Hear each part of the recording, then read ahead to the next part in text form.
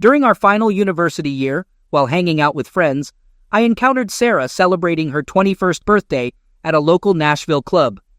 Literally colliding with her table as I walked by, I inadvertently spilled her drink into her lap.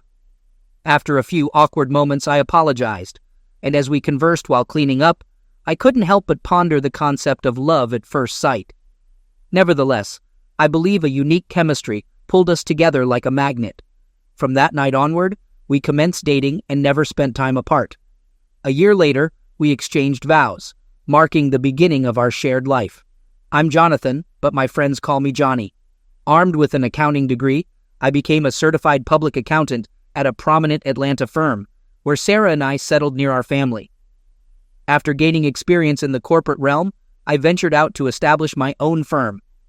Sarah, holding a business administration degree, supported me during the initial 2 years until the joyous news of our daughter, Angel's impending arrival. Our relationship mirrored a fairy tale, with an enduring love that persisted as we welcomed Angel into our lives. Over the subsequent decade, we embraced the routine of a typical family life. My focus on business growth, while Sarah managed household affairs and raised our daughter. Our bed life was a source of contentment, with a frequency of at least 3 times a week. Describing our connection as pure love, our feelings were deep and sensual. Avoiding experimentation or intense encounters out of mutual respect, we found joy in our shared experiences. Sarah found pleasure in lingual stimulation, a preference I gladly fulfilled, though she reserved lingual pleasure for special occasions, happening less than 10 times during our marriage. Content with our life, I refrained from pressuring her, cherishing the harmony in our relationship.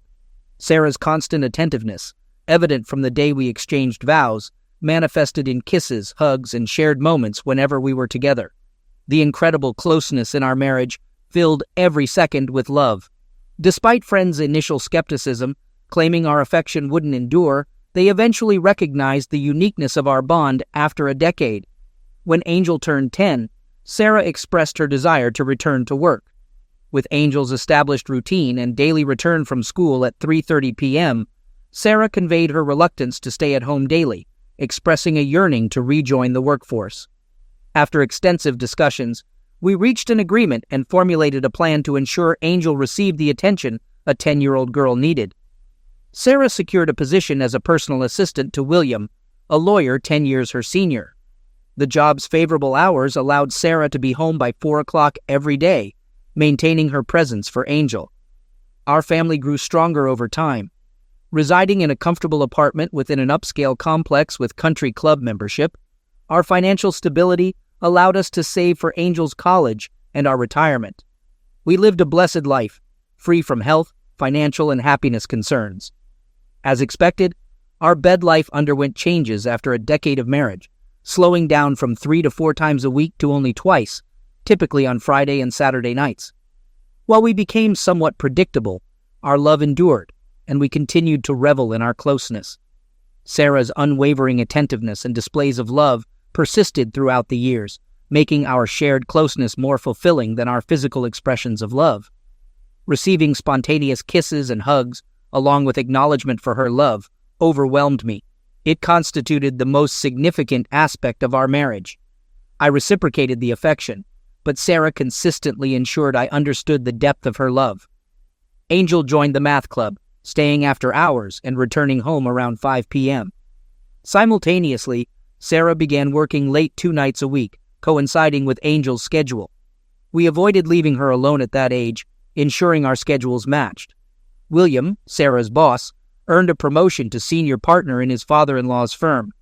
Consequently, Sarah worked a few extra hours on Tuesday and Thursday nights, returning home by 7 p.m. On these nights, I ensured dinner was ready for her after her long workday.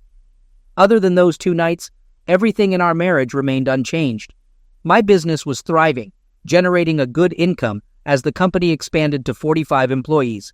We became a well-known and respected accounting firm, becoming a target for acquisition or merger with larger firms in the area.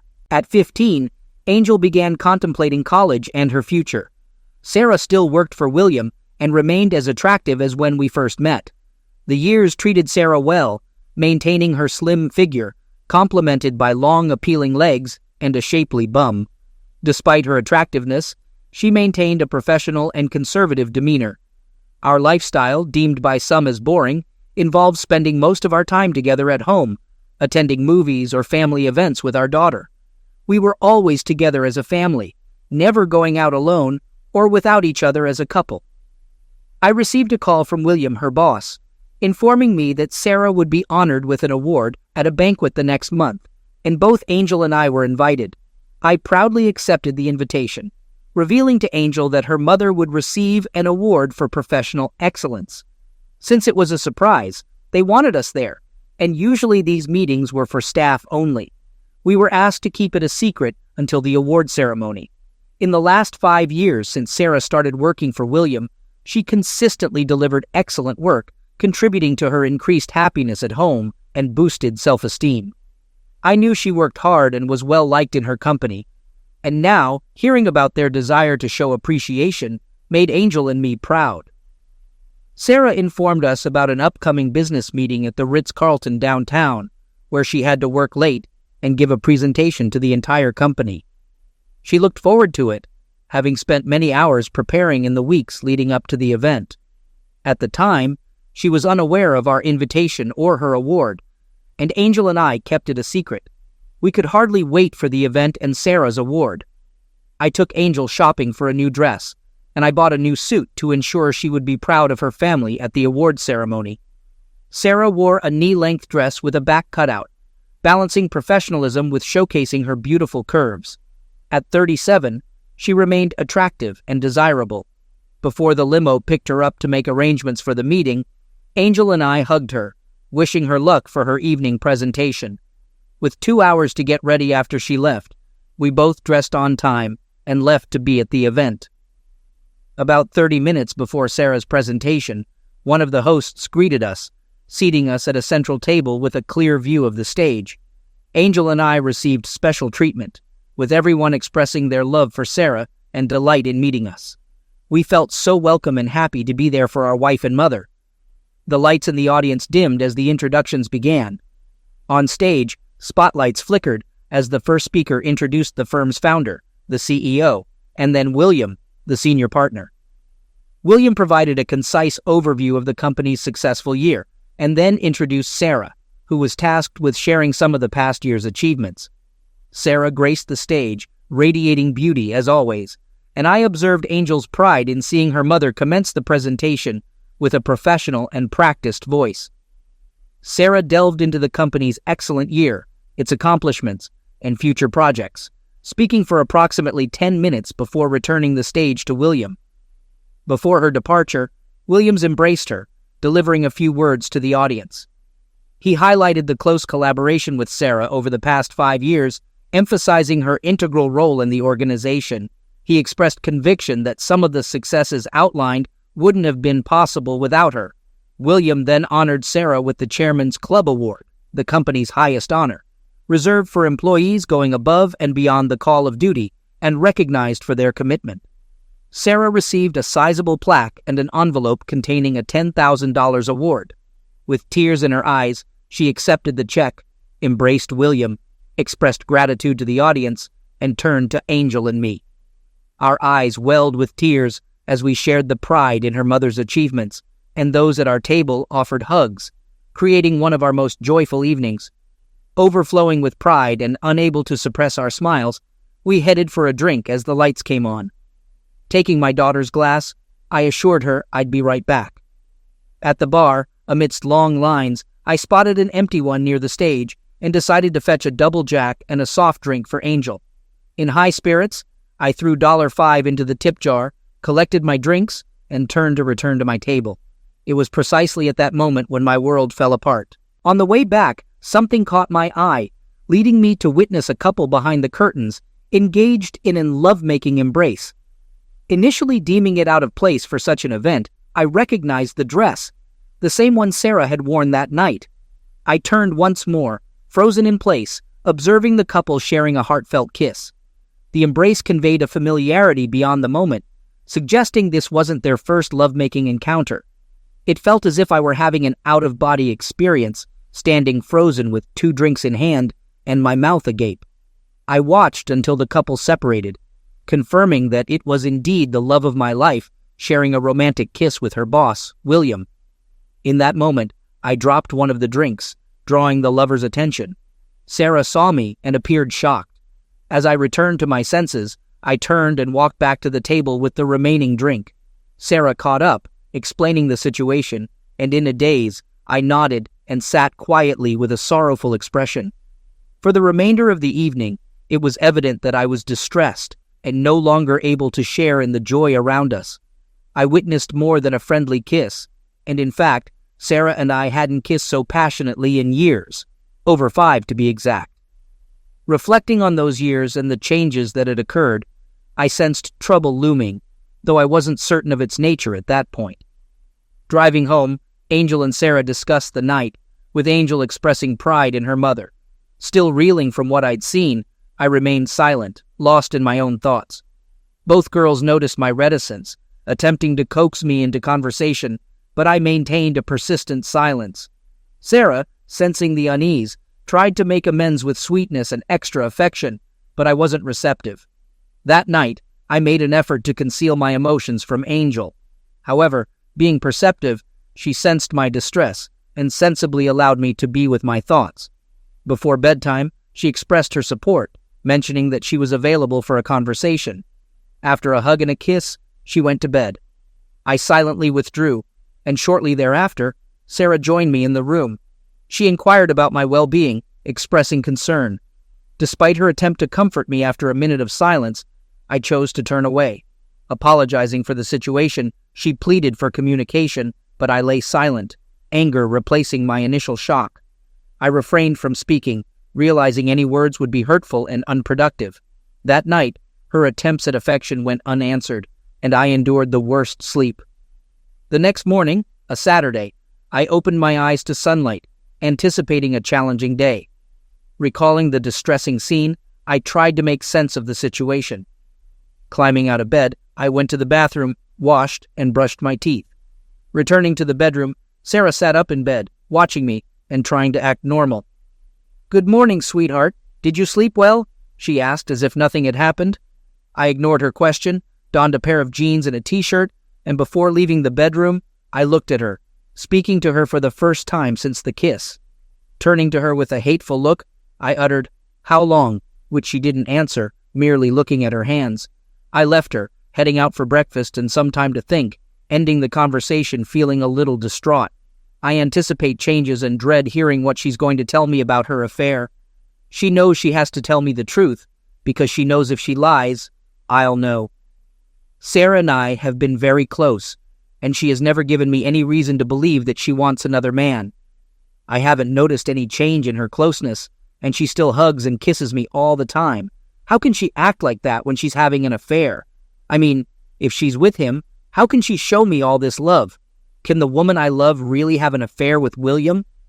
I glanced at the clock, aware that Angel was supposed to be at school for math club by 1 p.m., realizing it was time to face it. I drove home and found Sarah on the patio with a cup of coffee, staring out at the lake. Without saying a word, I poured myself a cup, sat down next to her, and asked her those 2 words again. "How long?" After a few minutes of silence, I noticed tears running down Sarah's face. The revelation that followed sent a shiver down my spine and caused a stomachache so intense that I almost felt nauseous.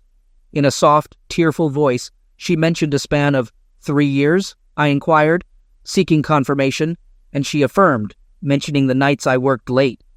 "Yes," she whispered. I sat in silence for a few minutes before finally breaking it. My attempt at understanding led to the conclusion that the 2 nights she worked late every week for the last 3 years were the only times she had been lovemaking with William. Seeking clarification, I asked if my understanding was correct.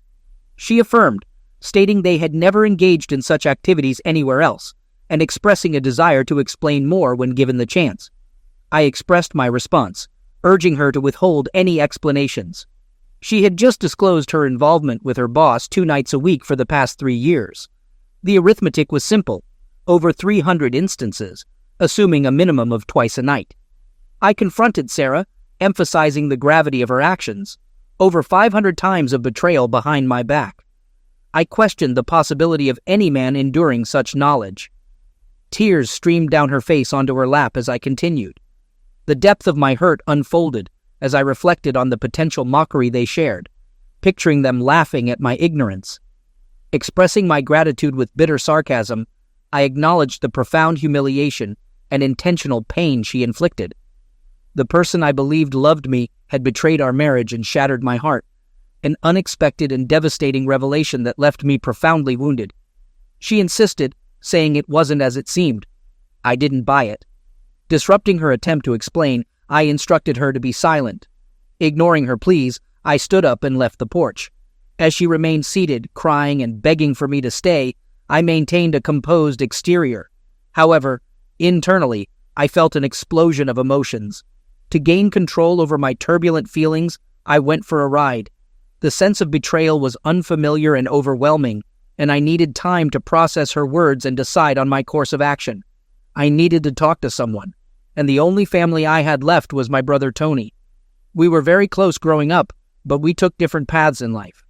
Tony spent 5 years in a federal prison for medication trafficking and moved in dangerous circles. By comparison, I was a churchgoer, an accountant who paid too much in taxes, and didn't even have a parking ticket. Tony and I didn't talk very often, but growing up, Tony always looked to me for support. I was there for him during his trial, and thanks to my political contacts, was able to get his sentence reduced from the mandatory 20 years to 5 years. That morning I called him. I inquired about Tony's well-being and caught up with him. Subsequently, I disclosed the challenging situation I was confronting. Of course, what's up? I conveyed the difficulty of the situation, disclosing that Sarah had cheated on me and I had just discovered it. Experiencing hurt and pain, I detailed how I was aimlessly driving around and emphasized the necessity of talking to someone. I apologized for burdening him with my problems. "Oh man, I love Sarah and I can't believe she did this. Do you know who did it yet and what exactly?"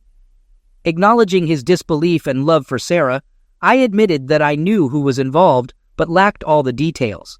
I disclosed that it wasn't a one-time occurrence and expressed a strong desire for revenge against the person responsible. The intense anger I felt even made me contemplate damaging my wife. Tony offered his advice, drawing on the experiences of many friends who had gone through similar situations. He urged me to release my anger by engaging in physical activities like going to the gym or jogging. He emphasized the importance of calming down and allowing him to assist me in navigating through the challenges. Tony encouraged me to confront the situation by gathering all available information and deciding on a course of action. He assured me of his support in executing any plans I formulated.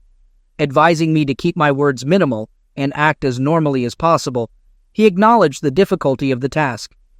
Finally, he instructed me to call him the next day with updates, assuring me of his continued assistance. Expressing gratitude, I thanked Tony for his help and conveyed my intention to call him the following day, bringing our conversation to an end. On the drive, I passed a mattress store and had my first idea. I parked in the lot and made the first move. I had no intention of leaving the marriage until Angel was in college, which meant I'd be married for the next 2 years. There was no way I was going to sleep with Sarah again, and I'd be damned if I left my bedroom. So I had my first action plan, which made me realize there was a lot more to do. After meeting with the salesperson, I told them I'd pay full price if they could deliver the 2 full-size beds I had just picked out, along with all the furniture, including the headboard and all the hardware and assembly. I paid an extra $100 to have the current king-size bed dismantled. I paid, and we arranged delivery for 4 p.m. That afternoon, I texted Angel to let her know I'd pick her up, drove to her school, and waited in the parking lot. We went to lunch, and I gently explained to her that there would be some changes in the house in the near future. During our conversation, Angel inquired about the events at dinner the previous night, expressing her awareness that something had occurred. She requested not to be kept in the dark, emphasizing the importance of maintaining the honesty we had always shared. In response, I acknowledged the fairness of her request, recognizing the difficulty of the situation and her right to know. I revealed that I had observed her mother and her boss kissing backstage, offering the perspective that it might have been a congratulatory gesture. I downplayed the significance of the kiss, suggesting it shouldn't be a cause for intense anger. Following my confrontation with her mother, she admitted to having an affair with him for 3 years, a revelation that I found difficult to comprehend. I conveyed that this revelation had forever changed our relationship. Angel then questioned whether I intended to divorce her mother. I explained to Angel that I hadn't decided on divorce yet, and that I was still working through the situation. I reassured her that we would remain married, but things would be different. I emphasized the importance of her being strong and not taking sides, reminding her that her mother loved her. I acknowledged the mistakes her mother and I had made, but expressed the desire for Angel's life not to be adversely affected by them. I asked her not to judge us and to understand that we loved her more than anything. Throughout this conversation, she was in tears. She was aware that revealing the truth had caused me pain, and though I didn't want her to feel guilty, she insisted it was necessary for Angel to understand why our lives were changing. When we returned home together, Sarah was surprised. Judging by Angel's expression, it was clear that I had shared the information.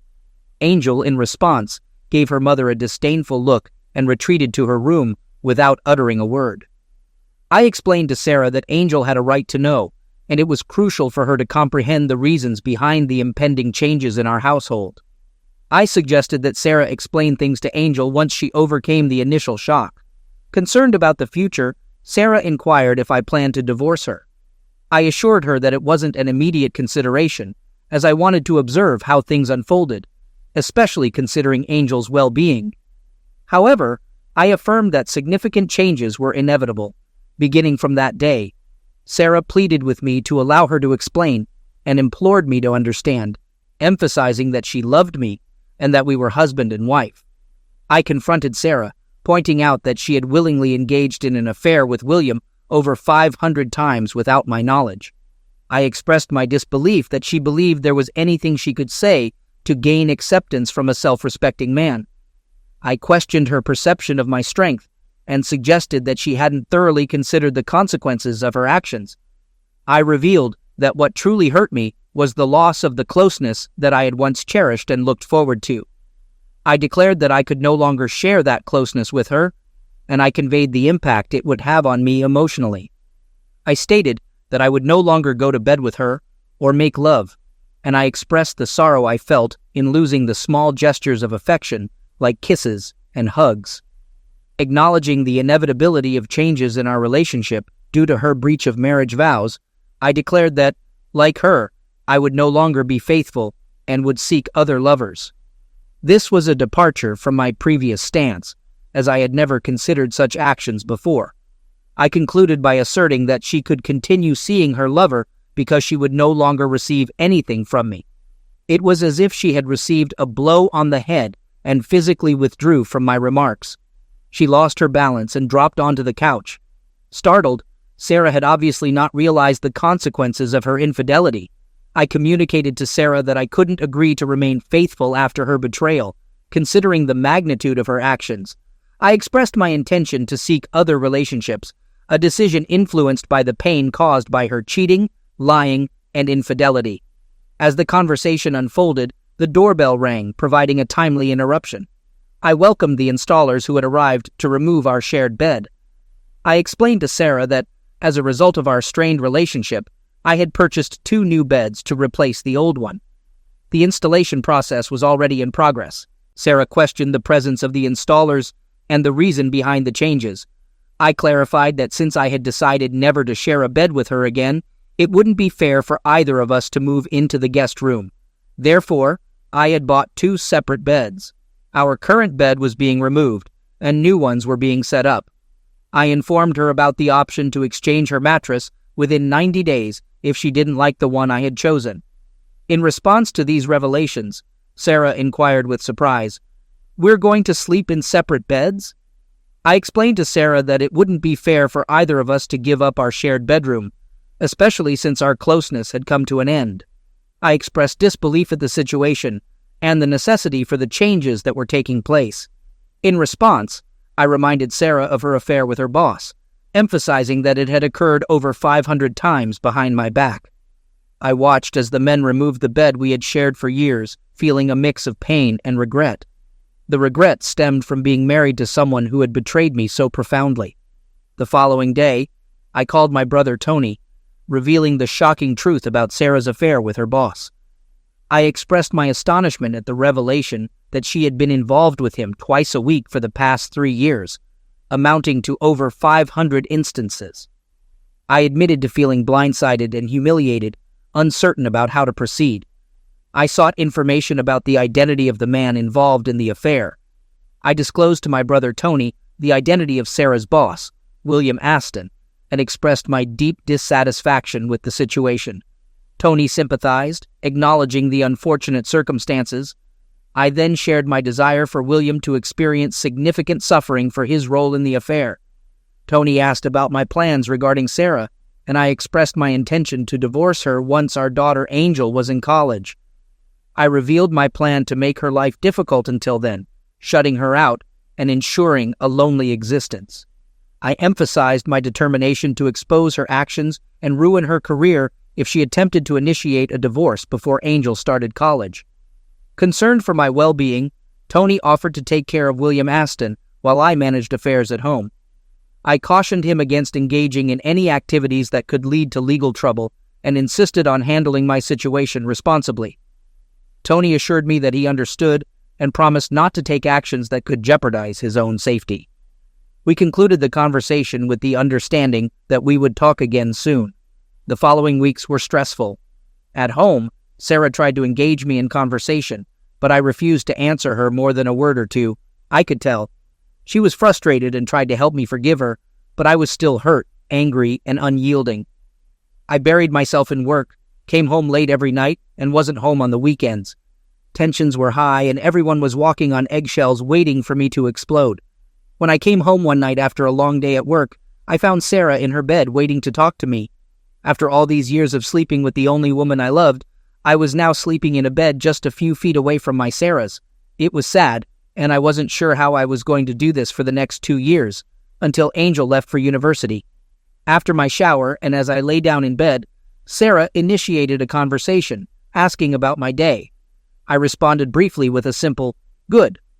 She expressed a desire to discuss some matters and acknowledged that she knew I wanted nothing to do with her. Despite that, she conveyed her love for me and expressed a willingness to make small improvements in our relationship. She proposed the idea of quitting her job, suggesting that we didn't need the extra money and that she could be more present for me. She asked for my thoughts on the matter. Despite my efforts to control my anger, her attempt to use terms of closeness triggered a rage in me. I sat up and spoke harshly, expressing indifference to her decisions and urging her to do whatever she wanted with her life. I made it clear that I no longer wanted any romantic involvement with her. Tears welled in my eyes as I conveyed the emotional impact of her actions. As I rolled over and rested my head on the pillow, I heard Sarah sobbing, realizing the depth of the pain I felt. She pleaded for an opportunity to talk, acknowledging the sorrow and regret she felt for her actions. She expressed her continued love for me, the anguish caused by our lack of physical connection, and the heartbreak from the perceived coldness between us. She confessed her uncertainty about how to fix the situation, but emphasized her desire to salvage the relationship. Sarah also mentioned the toxic tensions in the house and expressed concern for our daughter, Angel, who seemed affected by the strained atmosphere. She suggested the idea of counseling to find a way to coexist without hatred, urging me to consider it for Angel's sake, as her departure from the home was imminent. I sighed, acknowledging the fairness in Sarah's concern for Angel, realizing that our daughter was going through a difficult time. After a brief pause, surprising Sarah, I agreed to attend therapy, emphasizing that my motivation was solely for Angel's benefit, not Sarah's. Sarah, visibly moved, interpreted this as progress, and her tears shifted from sorrow to happiness. The following evening, Sarah informed me that she had found a therapist and planned to meet with her individually. The next day, she mentioned arranging a couples meeting for Friday at 3 p.m., recognizing the necessity to find a way to coexist without a prolonged divorce process. I agreed with Sarah's decision and acknowledged that living in peace was essential. Angel expressed excitement upon learning about the counseling sessions, hopeful that they might bring her family back together. Her smile, absent for weeks, reappeared. Sarah shared the news with me, stating that Angel was pleased about my agreement to attend couples counseling. Every night after work, I dined alone, intentionally avoiding spending time with Sarah. However, the absence of my daughter, my Angel, during these moments left a void. I longed for the warmth of her smile, the comfort of her hugs, and the endearing way she called me Daddy. Despite my desire to distance myself from Sarah, the yearning for a connection with my daughter tugged at my heart. Sarah went to her solo counseling session and was wiped out that evening. When I got home, I found that she had been crying, and I realized that it was probably hard to tell someone that they had cheated on our family for years. Somehow I had no sympathy or compassion for the woman who had broken my heart. My brother Tony called me later that week to tell me what was going on. He explained that he was still owed some favors from his former acquaintances, and that the debt they owed him was not in cash, but in favors for what he had done for them. He told me not to bother, that everything was in control. After contacting one of his associates, Tony explained the situation. They understood and told him they would take care of it and let him know when it was done. Tony explained that they did want to hurt him, and they wanted to leave it so he would remember it for the rest of his life. He left it in their hands, and he knew it was not going to be pretty. Tony gave them the man's name, the place where he worked, and his phone number. That was all they needed, I guess. When Sarah told William that I had found out about their affair, he was heartbroken. He loved Sarah and the way she made him feel. Apparently, they considered themselves a couple when they were together and shared their love during that brief time alone. After their affair became a habit, neither of them believed that their few hours a week could hurt anyone. They were simply two friends spending some time together. Both believed that their spouses never gave up anything or missed their love and time. It was only a few hours a week, and neither spouse missed their short time together. It was the perfect relationship that gave them the excitement and extra love that had been blunted by many years of marriage.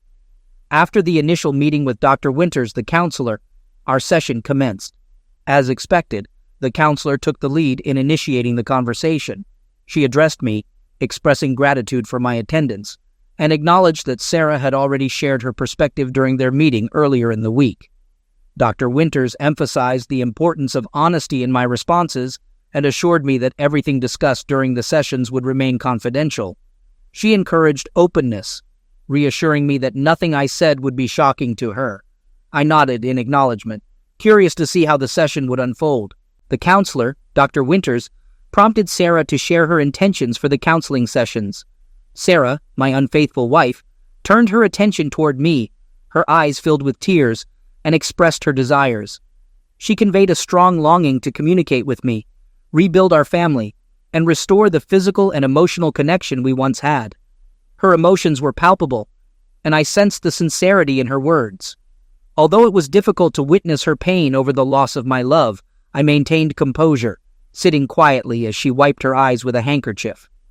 When asked by the doctor about my goals for the sessions, I expressed a desire to eliminate the haunting significance of the number 500 from my thoughts. I noticed Sarah's reaction, a wince and averted gaze, as I mentioned the number. In response to Dr. Winter's confusion about the number's significance, I adopted a sarcastic tone, referencing Sarah's prior session with the counselor. I questioned Sarah about omitting this detail, prompting the counselor to request a more coherent explanation. I clarified that, being an accountant, numbers held particular importance to me. I revealed that, over the past 3 years, Sarah had engaged in lovemaking activities with William over 500 times without my knowledge. This revelation had left an indelible mark on my consciousness, making it the first thing that came to mind whenever the number 500 appeared. After each outburst, a period of silence ensued as emotions settled. The counselor, addressing me as Mr. Park, expressed understanding of my pain, but cautioned against using hurtful language. I offered an apology, acknowledging the necessity of expressing my pain and perspective. Sarah, in tears, repeated her apologies, and my anger subsided as I finally relaxed. In response to the counselor's question, I expressed a desire to find a path toward forgiveness for Sarah. My ultimate goal was to create a home devoid of hate and anger, especially for the sake of our daughter. I emphasized the need to live together in peace, recognizing the impact on our family. I thanked the counselor for the opportunity to share my sentiments. Over the next few weeks, I managed to speak in a friendly tone without the venom. Things at home were much better. Not good, but better. Angel was home more often. We went out to eat, went to the movies, went out with friends, and tried to be a normal couple. The only problem is that everyone noticed that there was no closeness between us at all. I never held her hand, we never kissed, and I never let her hug or touch me. Several friends asked Sarah what was wrong, because our affection was the exact opposite of what everyone had seen in the last 15 years. It was obvious that we were having a hard time, but we kept going. 2 weeks into our initial couples session, there was an intrusion at William's residence. Unidentified men entered, swiftly administered a beating without disclosing their motive, and promptly left. William was later taken to the hospital. Upon learning about William's incident, Sarah was thunderstruck, aware that I desired revenge and was somehow involved. That night, recounting how someone broke into her boss's house and attacked him, Sarah watched for a reaction. A small grin flitted across my face as I responded, "Wow, that's something," and resumed reading the book in front of me. Struck by my indifferent response, Sarah's inquiry about my feelings for William struck a nerve. Looking up, I glared at her and retorted, "Oh, I am so sorry your lover got hurt. Do you want me to send him flowers, or should we go see him, darling?" She looked away, and the conversation ended. Sarah sensed my responsibility for the incident and knew that expressing remorse for William could undo all the progress we had made.